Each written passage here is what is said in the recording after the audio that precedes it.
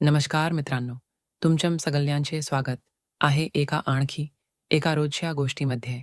मला आशा आहे की ही गोष्ट तुम्हाला नक्कीच आवडेल. माझे नाव कुलदीप आहे आणि माझे वय 23 वर्षे आहे. मी एका संयुक्त कुटुंबात राहतो, जिथे माझे आई-वडील, आजी-आजोबा, काकू आणि लहान भाऊ-बहीण एकत्र राहतात. आमचं घर नेहमीच आनंदाने भरलेलं असायचं. पण माझी नजर कायम एका व्यक्तीवर राहायची, माझी काकू. त्या घरातील सर्वात सुंदर महिला होत्या. उंच बांधा, दाट केस आणि मोठ्या, सुंदर डोळ्यांमध्ये एक वेगळी चमक आणि असम तेजस्वी रूप की कोणीही त्यांच्याकडे पाहण्या वाचून राहू शकत नव्हतं.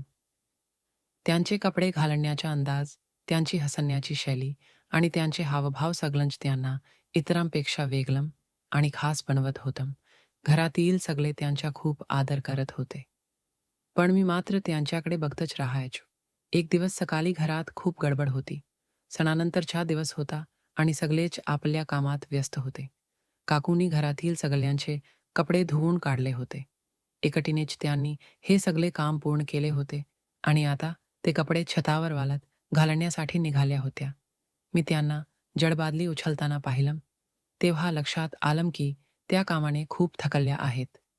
त्यांना खूप घाम आला होता आणि त्या मोठ्या श्वास घेत होत्या. मला वाटलं की मी त्यांना मदत केली पाहिजे. मी त्यांच्या जवळ गेलो आणि म्हणालो, "काकू, तुम्ही थांबा. मी तुमची मदत करतो." माझं बोलणं ऐकून त्या हलकसं कधीही कोणतंही काम केलं नाहीस आणि आज अचानक माझी मदत करण्याची इच्छा कशी काय झाली? मी हसत हसत म्हणालो, "अरे काकू, तुम्ही तर या घरातील सगळ्यात खास व्यक्ती आहात. तुमची मदत कोण करू शकत नाही?" त्याने थोडं आश्चर्याने माझ्याकडे पाहिलं, मग हलकीशी मान हलवली आणि म्हणाल्या, "ठीक आहे. जर खरंच मदत करायची असेल, तर ही कपड्यांची बादली घे आणि माझ्यासोबत छतावर चल. तिथे वाळत घालूया." मी पटकन बादली उचलली आणि त्यांच्यासोबत छतावर निघालो. छतावरचे क्षण पायरड्या चढताना जाणवलं की त्या खरंच खूप थकल्या होत्या.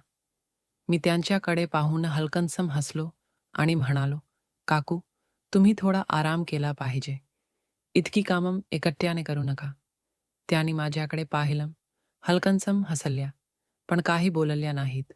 छतावर पोहोचताच गार वाऱ्याची हलकी झुळूक वाहत होती. मला दिसत होतं की काकू खूप थकल्या होत्या. तरीही त्यांनी आपल्या कामात कोणतीही तक्रार न करता सगळं काम पूर्ण केलं. त्यांच्या चेहऱ्यावर थोडासा थकवा दिसत होता, पण तरीही त्यांनी एकही तक्रार केली नाही. सूर्य थोडा ढळत होता आणि त्याच्या सोन्यासारख्या प्रकाशाचा प्रतिबिंब काकूंच्या चेहऱ्यावर पडत होता. त्यामुळे त्यांचा चेहरा आणखीनच सुंदर दिसत होता. आम्ही दोघांनी एकत्र कपडे पसरायला सुरुवात केली. मी कपडे तारेवर टाकत होतो आणि काकू त्यांना क्लिपने बांधत होत्या. काम करताना आमच्या गप्पा सुरू झाल्या. गप्पांचा रंग अचानक मी काकूंना विचारलं, "काकू, काका तुम्हाला कसे भेटले? तुम्ही इतक्या सुंदर आहात आणि काका तसे साधे आहेत." हे ऐकून त्या थोड्या लाजून हसल्या आणि म्हणाल्या, "अरे, तू काय बोलतोयस? मी तुझी काकू आहे. भाभी नाही की माझ्याशी अशा गोष्टी बोलतोयस?" मी हसत हसत म्हणालो, "अरे काकू, मी तर फक्त असंच विचारत होतो. तसं तर तुम्ही तुमच्यासारखी एक सुंदर मुलगी माझ्यासाठी शोधून द्या." हे ऐकून त्या हलकसं हसल्या आणि म्हणाल्या, "ठीक आहे. मी तुझ्यासाठी माझ्यासारखी सुंदर मुलगी शोधून देईन. पण तुम्ही हे लक्षात ठेवा." मी हळूच डोकं हलवून म्हटलं, "ठीक आहे काकू. ही गोष्ट लक्षात ठेवेन." थोड्या वेळाने आम्ही सगळे कपडे व्यवस्थित लावले आणि खाली आलो. त्या दिवशी काकूंसोबत अशा प्रकारे बोलून खूप छान वाटलं. त्यांच्यासोबत घालवलेले हे क्षण माझ्यासाठी खूप खास बनले होते. तर मित्रांनो, ही गोष्ट तुम्हाला कशी वाटली? हे मला कमेंट करून नक्की सांगा. अशाच नवीन कथा ऐकण्यासाठी आपल्या चॅनलला नक्की सबस्क्राईब करा.